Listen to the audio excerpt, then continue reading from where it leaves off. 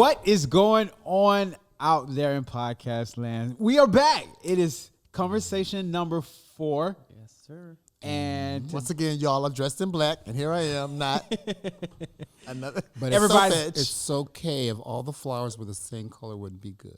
Okay, I'm with it. So, guys, if you haven't noticed, we have Mr. Morris Singletary back with us to discuss. I am. What are we discussing? Celebrating differences. The difference. Celebrating. We celebrating being difference. different. Being different, yeah. My mind is gone right with now. the season of Christmas. We're celebrating differences with the season of Christmas. So we're going to talk a little bit about Christmas, Hanukkah, Kwanzaa, any other celebrations. And then we're going to talk about why we are different and how our difference. How you doing different? Yeah, how you doing different. Okay. But how our difference has brought us together, and it's going to propel us. I'm thinking And about that's running a celebration within itself. You're right. I think I'm going to run for president in 2028. Okay. What's your platform? As in shoes? I'm sorry. That was a too good easy. one. No. So I think you made a really good point about what makes us different around the holidays, but I really think that it's not a difference in the holidays that we have as much as it is we share this commonality of hope and excitement and joy. And if the world is ever united as one, everybody knows old Saint Nick. Everybody knows old Saint Nick. We know the story from when he was St. Nicholas in Germany and how he went around to orphan kids and gave things. That gave us hope. Listening to people talk about their kids, whether or not their kids believe in Santa Claus or not, and they know their kids don't. And then, you know what I'm saying? Like, that's all a thing that we look forward to. How many times do we go by Santa Claus in the mall or somewhere and we just smile? Right. Those things bring us together. Mariah Carey brings a lot of people together for Christmas. Come on, Mariah. Right? Look, she get paid during Christmas. Does. Okay. Did. The right? coins. Yeah. And so I think whether we celebrate Kwanzaa, Hanukkah, Christmas, and sometimes, here's the thing. I'm a Christian, so I celebrate the birth of Christ. In real life, I know that Christ was born somewhere around April, according to if I was analytical, right? But we celebrate it at this time. And there's so many different things that represents the solstice, the Yeah. winter solstice. Yeah. That represents the harvest time. And so there's so many things that are different. Yeah, about and I think the most important part is that everybody's celebrating something. You know what I mean? So Yeah. just respect that people in their own right are different and can celebrate it. And I think the point of the holidays and Christmas specifically is just to bring people happiness, joy, a little bit of magic, Yes. Santa Claus, Yeah. hope. Yeah, and regardless of what you believe, I mean, we experience that ourselves, right? Trying to let everybody know that who we are is who we are and what we Right. believe is and what we it's, believe. and so- it's okay. and it's okay, yeah. And it's okay. And it's Don't better than stop okay. no one in from some having a good cases, right, time. Lawrence? I'm over here on the high right now. I'm just gonna be honest with y'all. Like, I don't know what You a bah humbug about Christmas, Nope. though, right? I am about humbug. But what about about Christmas. the season, though, right? So I understand I'll be Christmas. ready for it to come and go. Yeah, it can be a lot, but there has to be like some, Is there good- anything that you like about it? I'll be ready for it to come and go. I said what I said. and I we need to mean what I celebrate said. the difference. That's it. And that's my difference. And that is your difference. And you said accepted. Well, I have a question for you. Leave Do me you the do you hell feel a alone. little bit of extra joy? Forget the pageantry of it all, right? Do you feel any amount of joy when you see other people who get a chance to celebrate it? So, for instance, I subscribe to Christianity, but when I see people of the Jewish faith celebrate Hanukkah, it makes me happy. I don't know what the 12 candles necessarily mean, but I do know that what they're celebrating is important to them because the birth of Christ is important to me, right? So is it? But you know what? Our differences is what makes us who we are. This is Yeah, so true. I like to tell people or say to people, if we all looked alike, that I would be if the we cutest. all dressed alike, if we all thought alike, Exactly. What a boring, boring world this would world. oh be. my Yeah. God. It is. What a extremely boring. You and know, that's what some people would have us be is to think alike, be alike, look alike. But the And differences. assimilate. So that's why we celebrate the differences because the differences is what makes us unique as Much a more people interesting. and not aliens. Yeah. You know, all aliens look alike. I think they say agreeing to disagree makes the world go round, It does. and I really want to Maybe a believe little that. bumpy, but I had the opportunity in 2008 when Barack Obama was running for office. I was in South Carolina. I was in Florence, South Carolina, which is about as big as this building. Okay. And I, being an African American man, they sent me out there because Florence, their demographics are largely black. Okay. I got a chance to meet with, I don't know if it was Nation of Islam or they were Muslim, but either way I go, they didn't vote. And they said, well, we want to talk to you about it. And I said, well, this is a prime opportunity for me to, if nothing else, educate. So we went to their garage and had this conversation. I'm in South Carolina, so I'm slightly scared, but I know that this comes Slightly scared. Slightly. I was slightly scared because my cousin lived around the corner. Okay. All right. So I'm going to them and we're talking about the voting and why they don't want to vote. And I said, hey, I respect it. So just listen. Well, let me just educate you on the process. So if somebody else you do care about, you can give them some information. By the time we finished that conversation, they said, you're the coolest black gay Christian we'd have ever met. Okay. They noticed that my differences did not keep us from a conversation. So last month we experienced a lot of difference in this world. Like the world was, it was in turmoil. An edge about the whole presidential election. Baby, listen. I think every citizen of the world, because they knew that whoever took this seat, whether it was going to be a continuation of sadness or the beginning of new happiness, was on edge. So yeah. What did the French president say this morning? He said, "Welcome back, America." Did he for real? Yes, he did. Not this morning. You mean about a month ago? No, he actually said it today. You mean about a month ago today? A month ago today. A month ago today. So, but what I was trying to come around to is that we all have differences. And I went on when they announced that President-elect Biden had won, had been confirmed that he was the next president-elect. I logged onto Facebook and I extended my hand to my fellow Trump supporters that were on my timeline. And I pretty much told them, like, we're different. You think different, I think different, but we have to respect the process and what has happened. Our differences now should bring us together to build a better world. You see what I'm saying? So when we talk about differences is good. I think respect brings us together. I don't know if the differences bring us together. We have to have the respect of the difference. The respect of the difference. And I say that because I don't mind a different opposing fact. Because I always say, if you can't challenge me, if you can't push back and I have an answer, then I don't need to continue to do it. Yeah. It doesn't mean that we're going to get confrontational. But what it does mean is you're going to challenge me because you don't understand and or believe. Exactly. You're not at that. And in some instances, it's my case to help you understand or just to provide you with the... Well, I think we all are... The shoulder. We all are teachers. We all are supposed to educate and teach. But it's like the Bible says, don't cast your pearls among swine. Yeah. So when I look at this conversation specifically, I look at living my life out loud within the LGBTQIA plus spectrum. I like how you did that. He did it too. Did he? Yes, he did. In the spectrum against those, not against, but with my brothers and sisters who live their lives heterosexually. The only difference is we put our pants on the same, we eat the same, our kids go to the same school, I go to the church. In fact, I'm a choir director. And and when I cut you, we got the same. We bleed the same. We bleed the same. The only difference is when you close your door and lock it in who you get in the bed with and who I close my door. Sometimes they're not the same. Sometimes they're not the same person. And so it didn't change anything. It didn't change our love. It didn't change our hate. It didn't change anything. It only changed when the door opened and the next morning. Did you take a plan B or did you? I mean, it's so many things that can be done when that door opens, right? But the fact that our differences lie in the bed has nothing to do with how we should act in the streets. And I think some people have lost that idea. Like they've become judgmental. They've become Judge Judy, Judge Mathis, anybody with a J. Well, and some of it is just not your business. It's just like minding your business is a full-time job. So stay employed. Yeah, but sometimes it could be closer to home. Like it starts with your siblings, your mom and your dad. Let's talk about your mama because they. Yeah. So in looking at how people, and this goes a lot for, I'll say, people in my mom's generation. My mom would be 66 in 2021, and a lot of them want their children's lives to be a continuation of theirs. Yeah. Or to live out the dreams that they have for their child.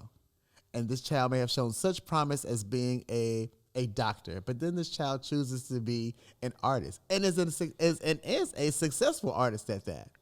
But their parents is like, baby, that's not a real job, and Not you good aren't enough. doing Right, this and this right, and this. Right. But mom, my difference is still supporting the family. My Exactly. difference has still made you smile. My difference has still changed the world. I promise you, I know my mom and dad ain't want nobody. And it is your truth. It is who you are. It's my truth. And that's what makes you who you are, being different. In the looking at how differences are celebrated, I think one of the things that we can start with is just a smile. Because some things when we don't understand, if you smile, it'll help the situation a little bit better. Positivity, It's yeah, true. positivity in general. It raises your frequency. It raises your frequency. It takes less muscles to smile. and at that point, you open the door for change. Yes. I agree. think I we agree. met, like, how many times have we seen a Karen and she gave us the wrong face? Okay. Many, many times. No words. She looked at us and judged us, gave us the up, the down, the side, and went, But you know what? It's kind Or of funny because clutch the we do purse. that. We do that to each other. Yeah, we do. We oftentimes do that to each other. You know, that is so true. And I had an experience just the other day in Home Depot where I started out with a black salesman.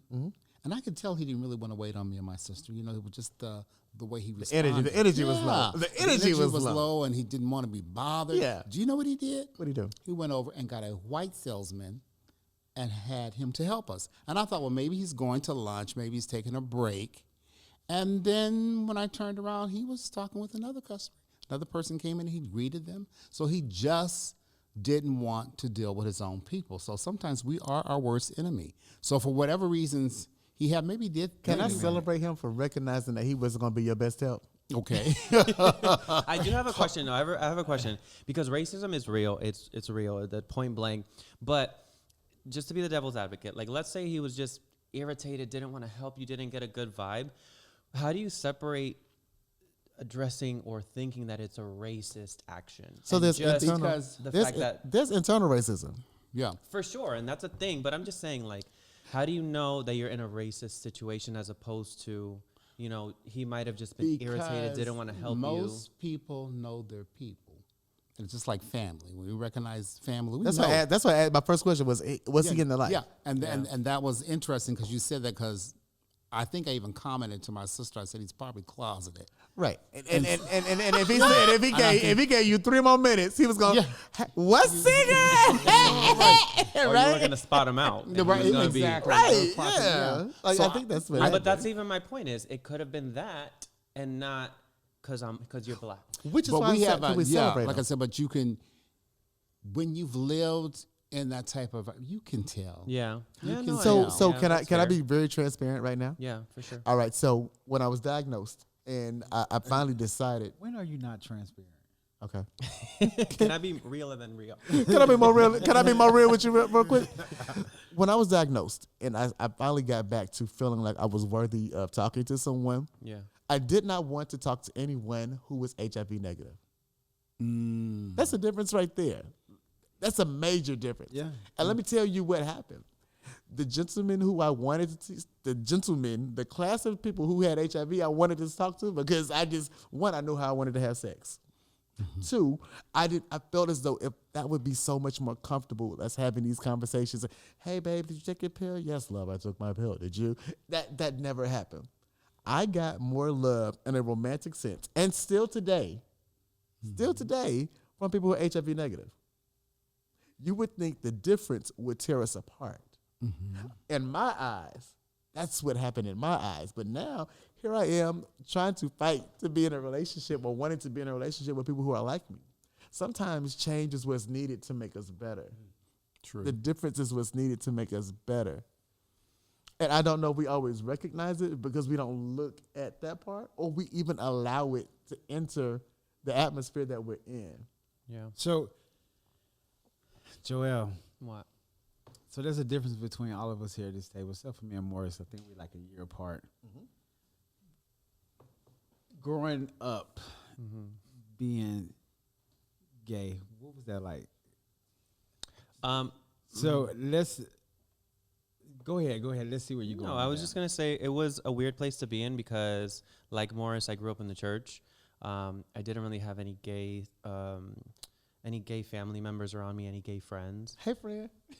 So, right, exactly. Y'all had each other, but when I was growing up, it was very weird. In school, you were either straight or you were gay, and if you were gay, you were super flamboyant, almost like if you were trans. You like wore wigs and clothes and stuff like that. So, closeted through all of school. So, it was weird. I didn't have an outlet. I didn't have anybody to really talk to. And then, surprisingly enough, when I was a sophomore in high school, my brother, I found out that he was gay, and he's younger than I am. So wait a minute.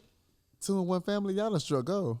2 in 1 family, y'all done struck go. Not to two Pentecostal did, too. Christian parents. Well, I had the same thing. Yeah. My older brother, and my daddy was the minister, pastor. Yeah. So Pastor. it's my devastating. family would have a whole heart attack. It's devastating, when like you don't get support or love from anybody, and your parents react the way that they did. So it was just weird. So your parents do know.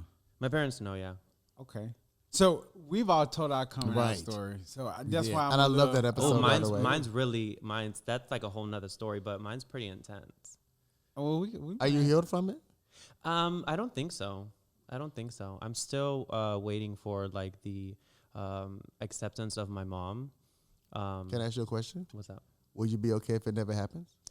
I think I have to get to that point where I'm just like, it's cool. So the funny thing that both you guys are talking about this is because I have a coworker that had approached me and asked me or made inferences that she felt like her son was gay.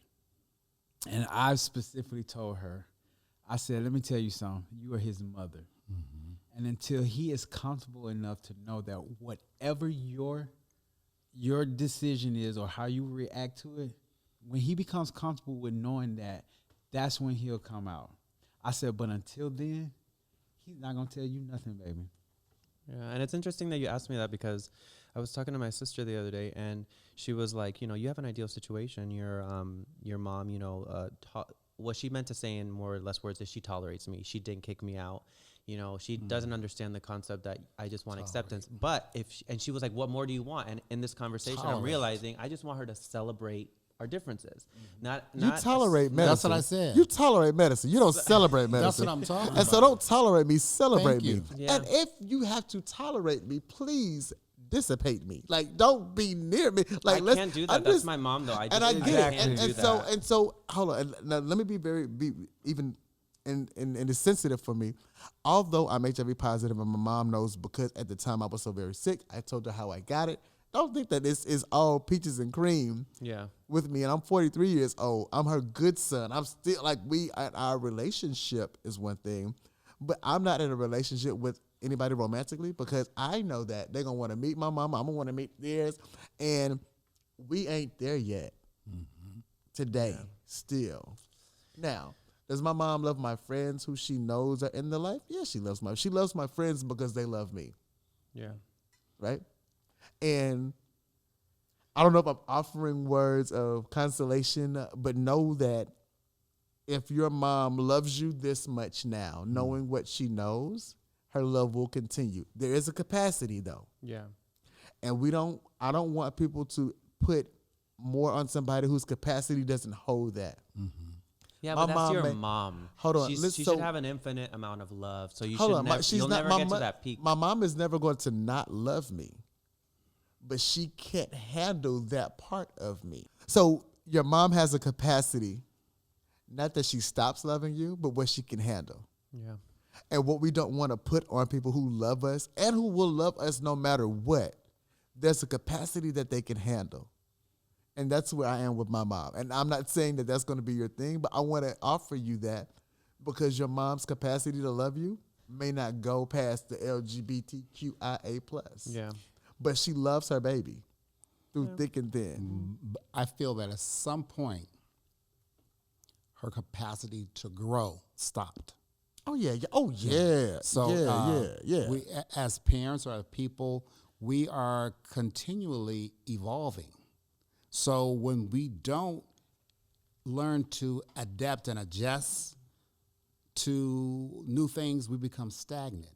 And then we build up these walls, and then it is our choice not to accept it. But not only that, what Morris hit on earlier is that our parents have these dreams and they expect our lives to go a certain way, and then when it doesn't happen that way, like I'm pretty sure your mom set up and thought about, oh, Joelle's gonna have some beautiful kids. I'm gonna have me some grandbabies. But My mama started praying for her grandkids when I was in 6th grade.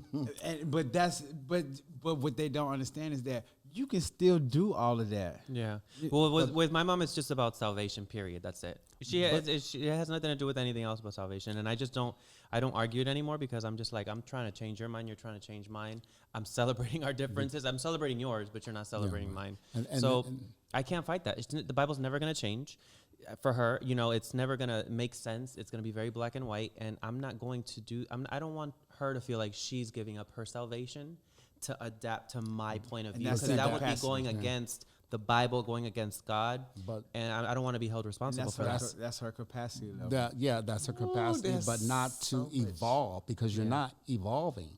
And even the things that are said or quoted from the Bible continuously evolve, even though it's written. Well, but they don't for everybody. They think it's very black and white, and they actually look at the Bible, people interpreting the Bible in the New Age as the devil, because it says in the Bible that people will try to change the word, will try to make it make sense according to their lives, and that's what the older generation sees. Can we stay here for a second? Even with tattoos, like before it was like ruining your temple, right? But now it's appropriated. They look at our generation appropriating things that go against the Bible as the devil, as us trying to steer people away from the core of what. But if we Bible go back says. to the origin of the Bible, then we will learn that it was already out of sorts.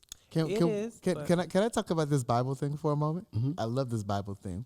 I love the Bible thing, and I call it a Bible thing. As a Christian of my whole life, and a learned person, I look at the Bible as a reference. The dictionary is a reference. Yeah. I look at Morris, looks at the Bible as a reference. When I need it, I go to it for whatever I need it for. Although Bible, when we were growing up, basic instructions before leaving Earth, right? Some people have heard that acronym before. And so they use it as a map to go day by day, trip by trip. And here's the thing about the interpretation of the Bible and then how far you go. If you ask certain people of certain ages, they are taught the Bible because they could not read the Bible. And that same teaching went from generation to generation. So if my greatest grandmother was taught wrong and taught the next person wrong, who taught the next person wrong, who taught the next person wrong, and it finally got to me where I was, again, learned. I like that old folks word, learned. And I had a little bit of common sense. And I still believe in God. But I know God gave me the wherewithal to say that faith belongs to you. So if you want it, it's yours. And if you don't, you don't. So these words in this collective have been put together and interpreted. So some things came from the Greek, some things came from the Hebrew, and then you got somebody with the English language that put something together, took a word out, changed the whole content and context. Yeah. And now you have people who are taught wrong, who taught people wrong, who are now teaching people who got a little bit, can back up what was wrong, or was conceived to be wrong. And now we got to fight that and be gay and be this and be that. That's a lot. That is a lot. Heavy. You don't even, sometimes you don't even understand the concept of the Bible. Even sometimes between verses, there are 200 and 300 years. But when you're reading it, it seems like it's all flowing at one time. Or in the order of the Bible. Yes. There's an order of the Bible that we read it in, and sometimes that's even taken out of. And so, but to the point that you were making, Joel, because it's all about salvation in my house too. It's all about salvation in my house. If my mom saw somebody who was killed in Black Lives Matter, well, what was they going? Was they going to Bible study? If they weren't going to Bible study, then they was wrong. Mama, everybody can't go to Bible study right now if their church not open, right? Somebody had to go to Burger King and get a Whopper with cheese, cut in half, no mayo. Somebody had to go to get the McDonald's fries. I mean, and granted, the little boy got pulled over. He was smoking a joint. He wasn't supposed to smoke. It's not legal in Georgia. So mama, no. Celebrate this little man for going to get food for his family, and something bad happened. That's right. Right? That's right. So salvation is good, but salvation can't be so saved that we're no earthly good. And I think sometimes, and as our parents get older, they don't have what they had before. So all they have is their salvation. That's right. Yeah. and what they were taught. That's all. And again, if my greatest grandmama was taught wrong, and my mama was raised by her daughter, then yeah, HIV is the punishment that God gave people for that's It's just like anything else, LGBTQ. you have a responsibility to learn and break the cycle, because that is a cycle too. Yeah. We take for granted, oh, this is the truth, this is the word of God, and we find out that Matthew, Mark, Luke, and John didn't even exist and are forgeries from the forgery mill of the Bible. Half the Bible is forged. Half of it comes from pagan worshiping and pharaohs. The whole book of Proverbs is verbatimly taken from a pharaoh, a king pharaoh. But when you read this, you don't read that. And it's several people that have did research on it. It's one And that's the books that's in the Bible, not even counting the books that's out of the Bible that we haven't even read, that we won't even put in, or that we don't know the names because of, like it doesn't Enoch or somebody. fit. I don't Enoch know. and The rest of them. Enkai and In and Yeah, the whole bit. So as y'all can see, these are the two right here. These are two that's going to tell you about the word. Well, I'm actually not going to tell you about the word. What I'm going to tell you is that you have a personal relationship with a higher energy, whether you call him God, Allah, whatever you do. But more importantly, it belongs to you. It is yours. And sometimes, a lot of times in our families, we get past something, which is okay. Pass the plate. Oh, I don't want green beans. Mm-hmm. Let me continue to pass it. Mm-hmm. And it's like any other book that you read. Take only what you can use and leave the rest. And well, so, yeah, and we understand that, but this isn't about, if the Bible is real, fake, interpreted, or whatever. It's the fact that a very large community believes that it is what it is and that it will not go changed. It will not change. And because of that, they don't accept anything to penetrate it, and anything different. And because of wrong. that, they won't change. So I think, and then there's a lack of love there. A lot of our generation is feeling a lack of love because of it, because of religion in general. Because they missed the basics of it. If it's all about love, then why aren't you loving me? Yeah. If it's really the basic line is all about love, but you want to condition and set limits on what is acceptable as love and what isn't, and you can't do that. And as far as the God concept, if you will, when people start to